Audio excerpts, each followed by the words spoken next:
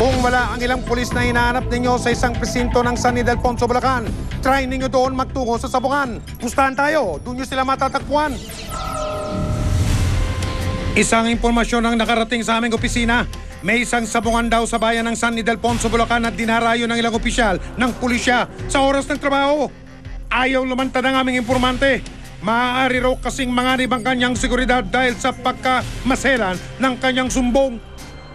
Kaya naman isang timang ipinadala ng investigador para kumpirmahin ang kanyang reklamo. New assignment.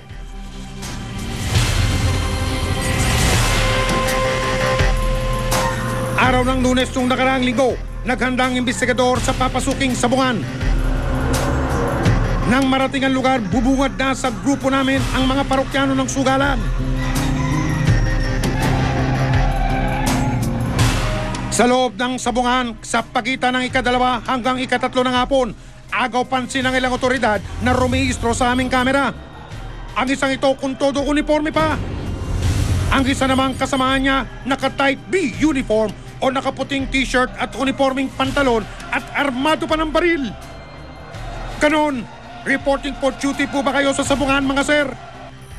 Ayon sa manual ng Philippine National Police sa ilalim ng tinatawag na ethical standards, dapat daw kakitaan ng mabuting halimbawa ang kapulisan. At isinasaad din dito na hindi dapat na tumatangkilik sa anumang bisyo ang sinumang miyembro ng kapulisan. Meron tayong mahigpit na tagubilin sa mga personnel natin na umiwas sa mga lugar na masasabi nating maku-question yung ating moral standards. Isa-isahin na nga natin. Bawal po ang pulis natin sa mga beer houses, sa mga lugar ng mga sugalan tulad ng kasino, kasama na rin po dyan yung pagpasok sa Sabungan.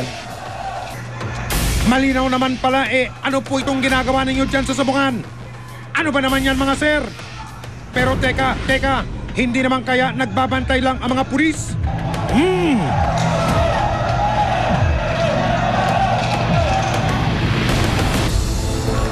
Sa ilang saglit pang pagmamatsyag, ang pulis na nakaputing t-shirt may kasenyasa na. Teka sir, ano yan? Ay! Hindi lang pala nagbabantay kundi tumataya sa ruweda. Pag senyas nila ng ganon, ibig sabihin 500. Sa Kristo nakabustahan nila. So pagka pumusok sila ng ganon, automatic, pera yun. At sa mga sumunod na video, tila may misteryosong lalaki silang binabantayan. Sino kaya ito at tila VIP ang trato?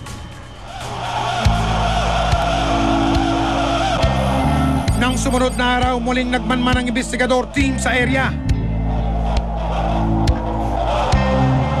Araw daw ito ng derby kaya triple ang dami ng tao. Muli kayang lulutang ang mga umano'y suking mananaya? Meron ba o wala? Akala ninyo lang wala, pero meron. Hindi man mahulugan ang karayom sa dami ng tao ang Sabungan, nakasumin pa rin ang aming kamera sa mga pulis na nagmimiron sa ruweda. Habang ang isa pang pulis na ito nakikihalubilo naman sa iba pang mananaya. Panalo sa attendance ng pulis ang Sabungang ito. Kulang na lang isuot ninyo ang mga ID ninyo, ha?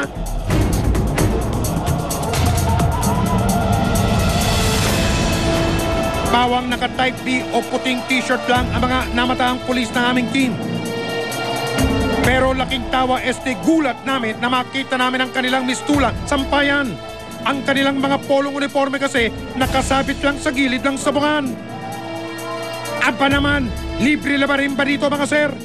Konting galang naman po sana sa uniformeng isinusuot ninyo. Lahat yun, bawal na. Yung pagpasok nila doon na may baril, o yung mga uniforme nila na hinubad nila at isinabit lang doon sa tabi-tabi ng Sabungan.